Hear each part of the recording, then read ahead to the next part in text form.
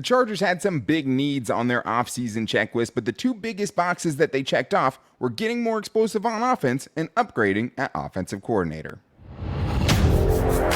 You are Locked On Chargers, your daily podcast on the Los Angeles Chargers, part of the Locked On Podcast Network, your team every day.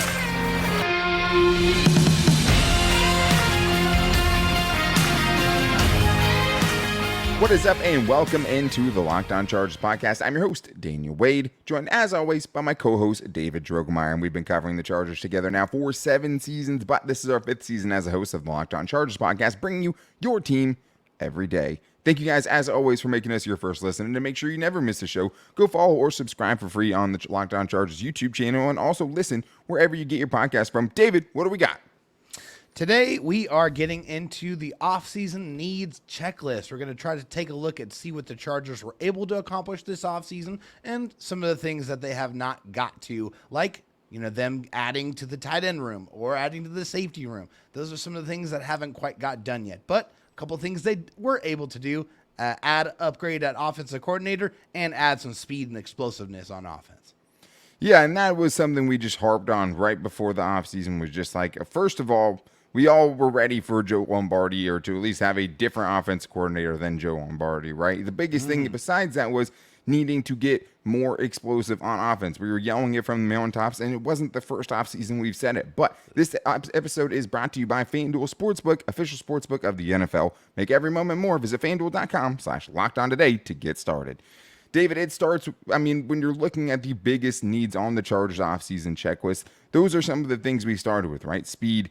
Joe Lombardi had to go, but there were so many other things, right? Being able to re-sign the big three, the Morgan Fox, Trey Pipkins, Drew Tranquill, and they got 2 out of the 3 of those, right? And there's just a lot they did do and a couple of things they didn't. But if you're talking about getting faster and getting more explosive on offense, it does feel like that is something they checked off in a big way in the draft. Absolutely. It was clearly a very high priority for the Chargers, and it was intentional in the way that they drafted. They needed to bring in guys that were going to help solve that major issue that they really had to, really address. After last season, they look at their offensive, their offensive skill position group, their wide receivers, and they know that room was not going to get it done. That room was not going to get them where they wanted to go and reach that next level that they all expect to reach this offseason here. And that's why they go out and get Quentin Johnston, a guy who was able to force 45 missed tackles across 3 seasons at TCU. And that's why they were, very intentional about grabbing Derius Davis, one of the absolute fastest receivers in the entire draft, a guy who has a big special teams pedigree and, a guy that can get things done on offense as well. So just injecting speed directly into that offensive skill position group. It needed to be done, I think, especially just because the Chargers have, at some spots, an aging skill position group, right? Like, Keenan Allen is getting up there in age, and he is not one of the more explosive receivers in the game. He's more crafty than he is explosive. Yeah. Mike Williams can make big plays, right? Big play percentage-wise, he's still not near the top of the league. But still, he can make big plays. It's still not explosiveness, though, right? Yeah. It doesn't bring really after-the-catch ability like you hope to get with Quentin Johnston. And there's not just a true burner between those two guys. Josh Palmer really isn't that either. Jalen Guyton in a certain role is good as well. But the Chargers definitely, in those regards, got more explosive and got faster on offense. You did need a guy who was going to be a yak threat. Even if he is not a 4.3 guy, we know that his game speed is actually faster than what his 40 time was, right? The GPS times will prove that. He runs away from plenty of defenses, and he's just a threat with the ball in his hands, which the Chargers just had nothing really in that regard. Yeah. Derius Davis, that one's interesting because, yes, you get a 4.3 guy, the fastest wide receiver at the combine, but he is also a guy that didn't have a propensity for catching deep balls at the collegiate level, right? And really would factor to have more of a gadget role in the Chargers offense. That's still fine. You needed all of those things, but part of what you added in explosiveness and speed, you don't really know what part of the offense he is going to be at this point, right? I think Quentin Johnston's obviously the big name here. Being able to re-sign Jalen Guyton and Donald Parham helps you, right? Those guys are both athletic for their position. But I do think, though, the Chargers did really only add speed and explosiveness to wide receiver, because if you look at running back and tight end, those groups are pretty much, well, they really are exactly the same. Yeah, you're absolutely right. I mean, and that was definitely something that was a little bit of a surprise to me, especially, I mean, if you talk about tight end, especially with this class being, one that was, notoriously very deep in tight ends, and a lot of them went early. And unfortunately, it just didn't break that way in the draft for the Chargers to take a tight end. But that one was definitely a little bit head scratching, just because they talked about it, and they talked about it ad nauseum. They brought it up multiple times, and they knew it was an issue that they wanted to address, and they just didn't get that opportunity to do it. Yeah, and I think the other big thing that the Chargers are hoping that really helps them explosiveness-wise is having new offensive coordinator Kellen Moore. And I think when the Charger season ended, we knew it had to be an upgrade over what Joe Lombardi has brought to this team over the last 2 seasons. And if you're looking for explosiveness and getting it specifically from scheme instead of actual additions, because there weren't very many additions to the Chargers offense, outside of the draft especially, this is a guy that should bring more of those, right? I mean, if you look at just last season, the Chargers, especially in the running game, right, were terrible at creating explosive plays. They were 29th in 10-plus yard runs in 2022, which is awful, right? The 4th worst in the league. Horrible. While Dallas was 7th, right? That's much better. Top 10 offense, and, an offense that didn't have all its guys for much of the season either. And if you're looking at the pass plays and explosive plays in the passing game, the Dallas Cowboys and the Chargers had the same exact amount, right? Which, in a vacuum, you might say, okay, well, you're not really getting an upgrade there. But then you look at the circumstances and you realize they had the same amount of 20-plus yard passing plays, even though the Cowboys threw it 155 fewer times, had Cooper Rush starting for 5 games and only had one 600-yard receiver, right? So it's like those things aren't the same. So it seems like, David, the Chargers definitely checked another big thing off their offseason checklist by bringing Kellen Moore over Joe Lombardi. And I think what I love about the stats and stuff for Kellen Moore is it's not just recent success. It's success that he has been able to spread over the 4 seasons that he's been offensive coordinator. He has ranked, and the Cowboys offense has ranked number 2 in the NFL in total offense. That's 391 net yards per game, and scoring at 27.7 points per game. Also, the Dallas Cowboys offense was one of the best passing offenses, 264.4 net yards per game, and also ranked 7th in the league in rushing offense, 126.6 yards per game over that 4-year span. So that is not just a one-off. That is proven production over the entire time that he was offensive coordinator. And also, I think this is one I love the most.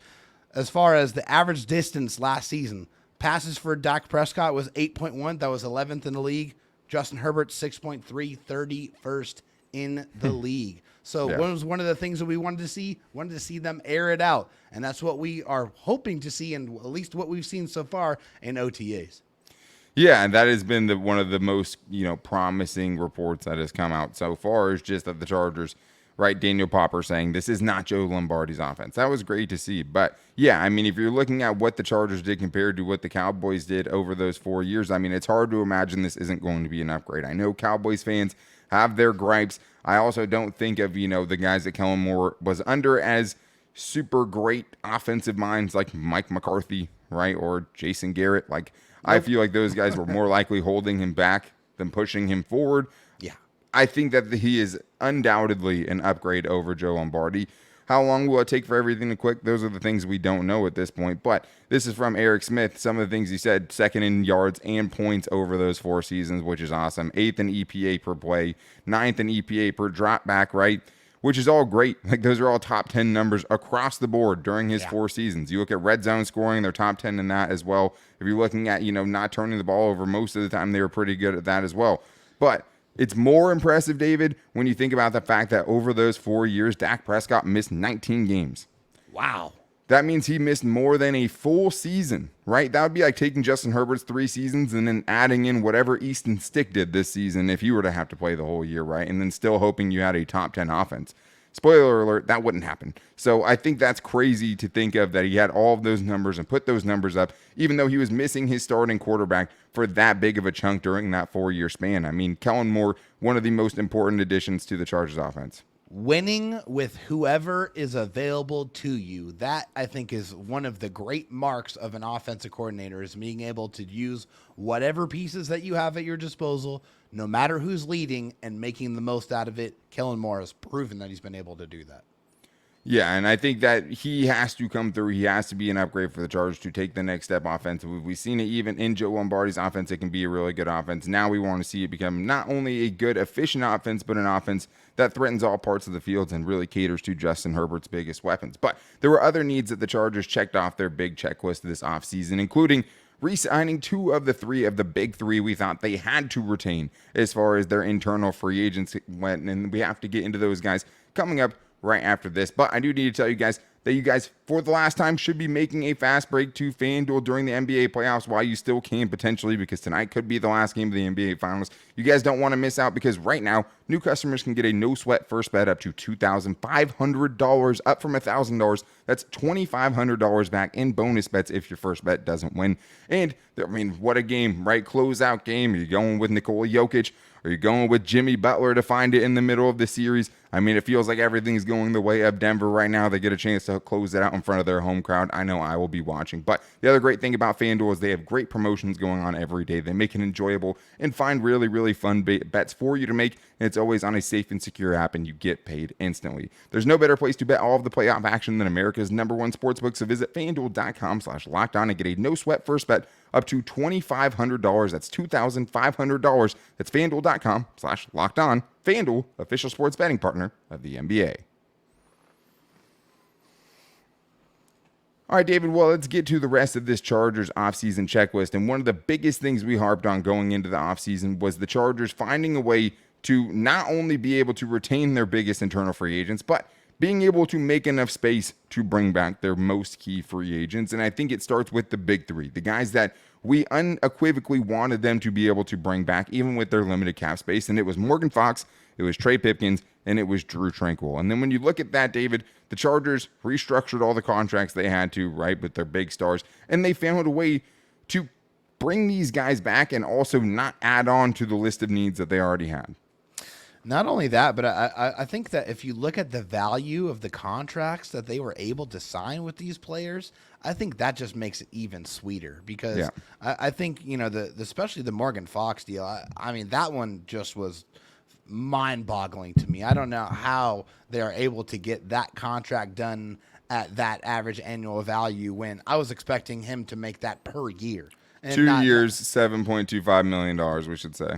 Yeah, 7.2. I was expecting him to make $7 million per season, let alone getting him for 2 years at that cost. I think that was just absolutely phenomenal work by Tom Telesco and Ed McGuire and his team there. And then Trey Pipkins, bringing him back and getting him for about $7 million per season is just a tremendous value. I mean, a guy who has shown you that he's been able to mature and develop and grow into a very, very high quality, I would say, very competent right tackle, and a guy that's still young and a guy that can still get even better. So I think that you add him to an offensive line that for the first time in a very long time feel very, very good about. You got to keep that continuity. I think both of those moves were fantastic, and I think they are both going to pay dividends for the Chargers for the next couple of seasons. Yeah, and the only guy they didn't bring back out of the big 3 was Drew Tranquill, who ended up going and signing a 1-year, $3 million deal for the Chiefs. And we'll get into that. But yeah, Trey Pipkins, 3 years, $21 million, $7 million per season, which if you're talking about starting right tackles in the NFL, that's very, very reasonable and very low. And you're talking about pass rushing defensive tackles that just gave you over 6 sacks in a season, I was surprised. But it seems like the undrafted free agent thing definitely followed Morgan Fox there. I mean, I thought he would go for a lot more. Drew Tranquill, on the other hand, the only reason I think that one hurts a lot less is because the Chargers ended up bringing in Eric Kendricks. So you're hoping that Eric Kendricks can be, an upgrade over what Drew Tranquill was, which is hard because it's like you saw that Drew Tranquill was undoubtedly one of their most consistent, best defensive players of 2022, right? There was a lot of problems, but I would put Drew Tranquill very far down on the list of problems. I think there's things that Eric Kendricks does obviously better as far as filling in the run game, missing less tackles and things like that. But we'll have to see. And I think that's a question we'll have to get to later, which is just, did the Chargers add enough to the defense in general? Because that was a unit that was not near the top of the league, I would say, last year, and hasn't been under their defensive, mastermind head coach, Brandon Staley, quote unquote. But David, there was another thing that the Chargers, especially after free agency ended, had to address when they didn't in free agency because they had so little cap, which was, how are you going to learn from your mistakes in 2022 and find key depth at positions that absolutely derailed your season, right, and made your season that much tougher? Also, because the Chargers' depth that they did have last year at a lot of other positions was the only reason they made it to the playoffs to begin with, right? Like, guys had to step up. Guys like Alohi Gilman stepping up and Morgan Fox stepping up and Kyle Van Noy stepping up. Those are the only reasons you got to where you were. Now you have to do the ones that actually killed you, which were at wide receiver and edge rusher. And we talked about a little bit at wide receiver, but that was mostly about speed. Yeah. Adding bodies, adding depth to that position was something outside of speed the Chargers absolutely still needed to add, no matter what, really.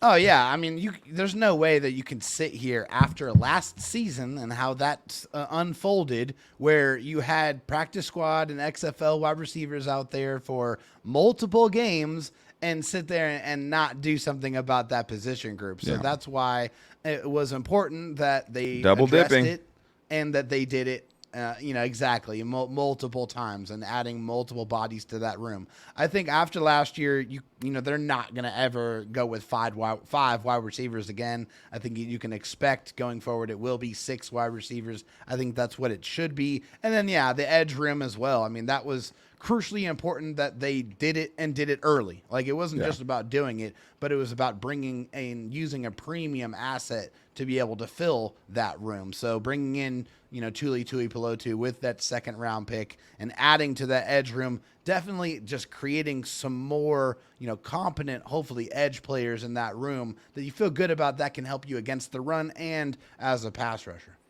Well, not only for this season either, right? Because even though both of these are thought of as positions that you needed to really fill the depth, really what you needed at both of these positions, but before it came an emergency situation in 2024, was finding the heir apparent to these big contracts that you already have on the roster to give you flexibility with 4 guys in Keenan Allen, Mike Williams, Joey Bosa, and Khalil Mack that all have cap hits of $32 million plus in 2024. So you needed to find the heir apparent. We don't know if that's what these guys are yet, right? Like we don't know that they will step into that, but the Chargers went out and spent premium resources hoping that they will give themselves some more options. Yeah, giving them a better chance at addressing those things, right? But also immediately and hopefully getting impact in 2023 too, so you can maximize this season while you still can have all those dudes. Because like we talked about, the Everydayers Know Last Friday, this is the last go-around, or last week we talked about, this is the last go-around for this unit as it's currently constitutes, right? Core, this core is only going to be here for this last season. This is the last run for some of the big name players that are Chargers favorites out there. That's just what it is. I think the one fair thing you can question, even though the Chargers check the boxes off of trying to fill those things, right, is if the Chargers did enough at edge, because last year, basically Tuli Tuipulotu is taking the place of Kyle Van Noy, right? At least as far as who the next edge rusher is on the field after your 2 main guys. Whereas Quentin Johnston's kind of taking the spot of DeAndre Carter as far as, who he is upgrading over. So that one you feel better about. You feel good about the edge at wide receiver with the additions that they made. Edge rusher, it's a lot harder, I think, to sign off on the group as it currently is because you didn't bring back Kyle Van Noy. You're putting a lot of pressure on a literal 20-year-old in Tuli Tuipulotu to potentially carry your pass rush if one of your stars goes out, right? And you're banking on a lot of improvement from Chris Rump. So I think it is fair to question where the edge rusher group is, even though they added to it. It's definitely fair because, I mean, you got to think about it. If Joey Bosa or Khalil Mack get hurt, then one of those 2 guys that you just talked about is going to get major snaps, and they're going to have to be relied upon to be much more solid against the run, to be able to provide pass rush, to be able to get after the quarter. They're going to have to be solid, competent football players. And like last year, they had to really try to come with a lot of different places to try to patch that group together. So I think you would feel so much better if you're able to add somebody who's a little bit more of a veteran that you can add to that group and really kind of get a good rotation so you can keep these guys healthy and getting after it all season long. But according to Kyle Van Noy, the Chargers didn't want him back, right? So it's like, be careful of not wanting the veterans back at your own risk, because now you have a third-year player with not a lot of snaps and rump, and you have a first-year player in Tuli Tuipulotu. Can those guys maintain the pass rush if you lose one of your stars? Because I think we can all say in 2022, the pass rush fell off a cliff as soon as Joey Bosa left the field. So how do you avoid that? Will they avoid that in 2023? It's hard to say, because there's still a couple question marks we don't know about yet. But there really is on the entire defense. So I think it's fair to question whether the Chargers upgraded a defense enough. That really underwhelmed, I think, in 2022. And I think another big thing they haven't checked off the checklist yet, David, at this point, is signing Justin Herbert to his massive extension. So we're going to talk about that coming up right after this. We talked a little bit about the Chargers finding depth at certain positions defensively, but I think the defense isn't talked about enough, maybe by us or just by the general kind of anything with the Chargers, fan base, social media, whatever it is, about the defensive side of things, because we all wanted to add speed. It was the first thing out of our mouth. We all wanted an upgrade over Joe Lombardi. It was the first thing out of our mouth, right? A lot of people wanted Staley too, right? That's something that didn't get checked off of certain Chargers fans' offseason checklist. Yeah. But that's just for today's show. We have to get into that because later on in the week, the Chargers have mandatory minicamp. The last time we're going to see them in a practice setting for a month. Every day, as I already know, we will be back with you guys talking about that on Wednesday and probably on Friday as well, if we can get enough out of it and we see some good stuff coming out of Chargers mandatory minicamp. Looks like everyone should be there. We'll know more on Wednesday. But I do want to talk about the defense in general, David, because I think that is, if you're looking at, hey, how many did you upgrade the Chargers defense enough? That is something that would be a hard box to check at this point. Oh, yeah. I mean, I think there's some obvious glaring places that you feel like, man, I would feel a lot better if they added another, quality body to this room. The first one that screams out that we have said all off-season is the safety position. It's just something that for us, like last year, it just looked like a glaring hole that they did not address, like just something that was burning. And they haven't added anybody to this point. So they're really banking on JT Woods to be able to have a huge jump in his second season. They're probably going to be looking for contributions from guys like Mark Webb and other players to be able to fill out that room. And I just don't feel great about it. I think, they tried to add some bodies to the defensive line. I think I'd still like to add a little bit more to that room. But yeah, I think there's a lot of question marks there on the defensive side, and the safety one to me is the biggest one. I mean, I think you can question the defensive line. I mean, you have 15 bodies in that room right now. I don't know how you're adding anyone else to that room, especially after the Nick Williams signing, but that's going to be tough to see who even makes a squad, and if not, it's going to be draft picks from one of the last 2 years that gets bounced. So I don't really blame them for not addressing that unit more, but I think if you're looking at safety, I mean, you're banking 100% on Derwin James staying healthy for the entire season, and he's been mostly healthy, but he has missed 5 games over the last 2 seasons and got, ejected from one of them last year. He missed most of it, too. I think the biggest thing here is just, are the Chargers banking too much on that 4-game win streak at the end of the season against terrible quarterbacks, which is what happened. And that was the best we had seen the Chargers play. I think they allowed an average of 11 points over that 4-game span, and then you had the game at the end of the season and the playoff game where it felt like they totally lost any momentum that could have been carried from that. If you're looking at just what the straight additions are to this team, you drafted Tuli, you drafted Deion Henley. We don't even know if he's going to start yet over Kenneth Murray or not. And you have Scott Matlock, who I think could be a nice rotational piece even as a rookie. I'm very, very high on this 6th-round pick. But I think, if you're talking about additions, Eric Hendricks, you're hoping helps you a lot in the middle of your defense, helps you a lot in the run defense game. I think you're hoping that your, secondary can stay healthy and also tackle a lot better than they have been, with guys like J.C. Jackson, Asante Samuel Jr., and Nazir Adderley missed a lot of tackles. Alohi Gilman missed a lot of tackles. Derwin James missed too many tackles. So you're banking a lot on that. And I think you're banking on if Deion Henley could potentially be an upgrade over Kenneth Murray, but we don't even really know how much of a shot he's going to have at this point, right? Just coming in at the bottom of the deck. Get on the field, right? Well, he's a 3rd-round pick too, right? I mean, if you're banking on a 3rd-round pick to change the outlook on your defense, you're really, really getting your hopes up for something. Grasping for straws for sure. But I think if you're talking about where the Chargers are thinking they're going to get help defensively, it probably just has to be health is the main thing, right? Like getting J.C. Jackson back. getting Joey Bosa back on the field, right? Hopefully Having for Derwin most James. of the season. Yeah. Exactly. I mean, it's nice to see him out there right now. Yeah. And, not having the devastation you had to your defensive line room like you did last year with Tito going down and Christian Covington going down, Austin Johnson. Just like, that regressing was to the mean. Please. Well, yeah, regress to the mean would be nice. Regression would, that's all we're hoping for. Just a little bit better, right? Yeah. Just a normal injury season we would take in a heartbeat. But Please. Another box that has not been checked off unequivocally at this point yet is the Chargers extending Justin Herbert, which we both said as soon as the offseason started, give him the blank check, do what you need to do. I think the reason that comes later on this list, David, is because we've seen some quarterbacks get paid. We know about what it's probably going to be. Joe Burrow still hasn't gotten paid yet. But at the same time, it's something we feel like is 100% going to happen and probably during the next month.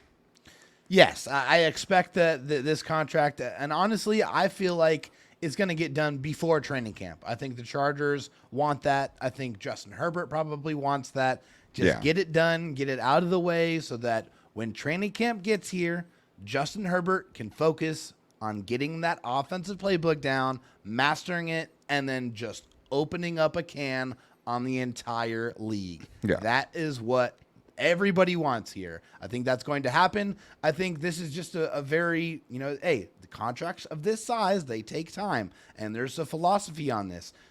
And I'm sure that, the player's agent, Justin Herbert's agent, wants an opportunity to get him paid now and get him paid later, and the Chargers want to sign him for as long as possible to control that cap hit. It's just part of business. We're going to see which one of those philosophies eventually wins out.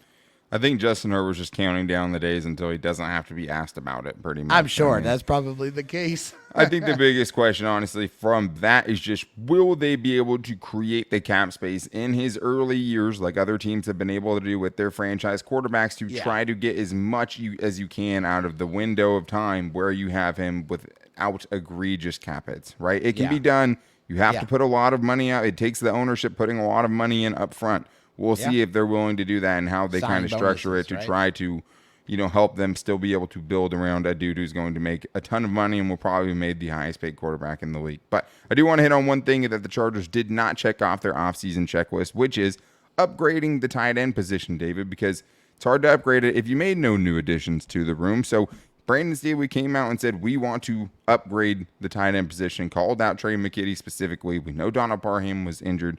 Gerald Everett is good. I like Gerald Everett. Still, it's hard to say that they upgraded at that spot this year. They didn't. They did not at all. They didn't do anything. It's hard to say because it didn't happen, yes. Exactly. It's impossible to say because they didn't add anybody or anything of note. So, I definitely was expecting this. I wanted them to. It felt like this was another just obvious, burning, glaring hole that needed to be filled, that needed to be addressed, and early on.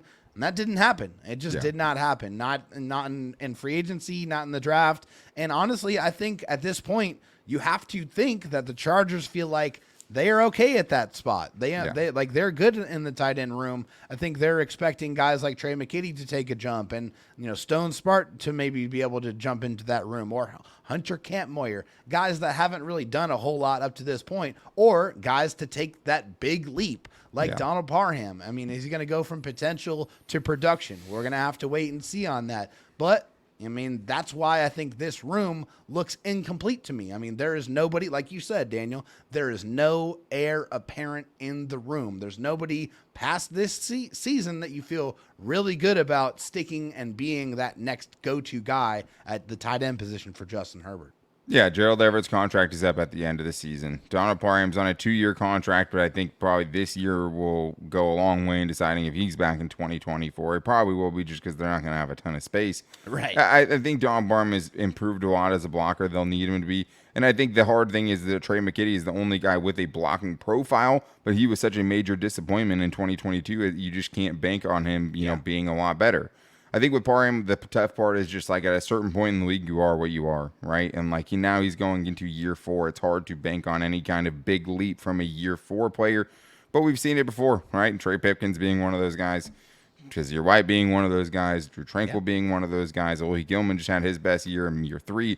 So it happens, but I think the biggest thing with him will be health, obviously, Yeah. just being Yeah, on the stay field on the to be field. able to put on Yep. up the numbers. Yes. This is the spin I would put on it, though, David, because even though the Chargers have a very flawed room, and we thought they would address trying to get more of a blocking tight end with Kellen Moore, who used so much of that in Dallas, but at the same time, if there's something to work with, because I do think they're going to have one of the more athletic groups of tight ends in the entire league this year. You have 3 guys who are Yes. 4'6" guys at that position in Parham, Everett, and also Stone Smart. And I do like Stone Smart as far as just an offensive weapon. As a fully rounded tight end, I think he came into the league at 226 as far as weight. That's going to be tough for me to buy into.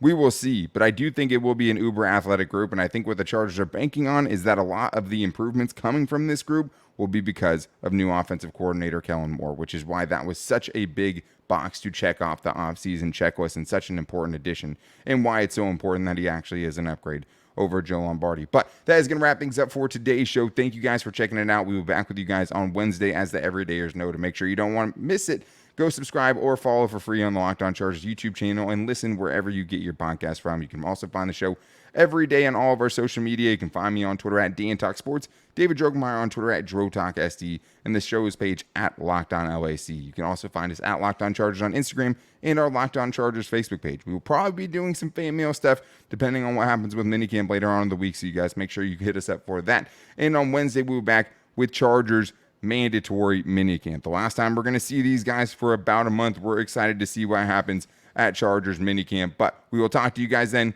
Until then, take it easy and go Bolts.